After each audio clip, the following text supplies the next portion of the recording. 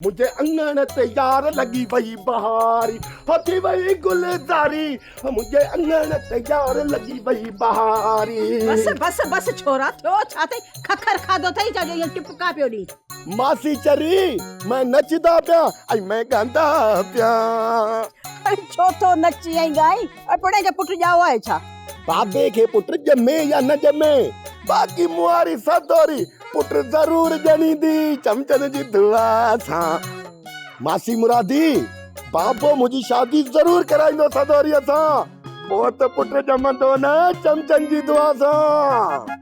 हो जमालो बाबो मुझो राजी थी वयो शादीअ जे लाइ सड़न वारा प्या सड़न हो जमालो।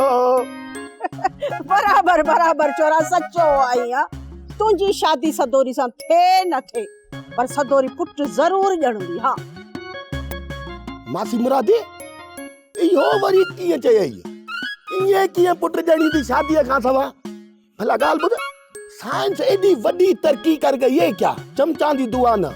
अरे भाई ने साइंस बाइंस के आऊं कोन सुञाणा बाकी इहा मूंखे ख़बर आहे पर पक बि अथम त सदोरी के पेट आहे। पेट सां है हाँ मासी ॻाल्हि ॿुध पेट ना तो तू भी है पेट ना तो बाबा तजा ट्रिखा भी है पेट ना तो मैं भी हियां आई पेट ना तो सब जानवर भी हन पीछे बराबर सभिनीनि के पेट हूंदा आहिनि पर असां जे पेट में ॿार न आहे इन सदोरी जे पेट में ॿार आहे।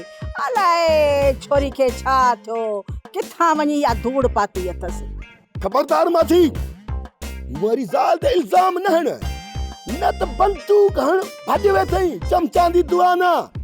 अरे हाय चवई थी सच त लॻ नहीं था मच अड़ी मुरादी मुरादी बेचारी करे त करे छा वञी पिया नचो टिपो या हराम जा ॿार पाले मूंखे छा आहे।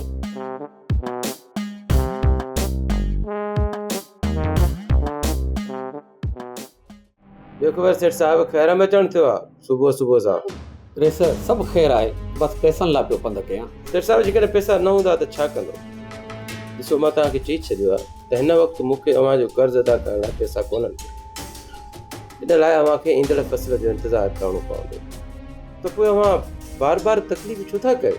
रे सर सालार खान असां कारोबारी माण्हू आहियूं पैसा लॻाए मुनाफ़ो कमाईंदा आहियूं अव्हां जेकर मूंखे पैसा न ॾिना त आउं रोड ते अची वेंदुसि ऐं मुंहिंजो ॾेवालो निकिरी वेंदो।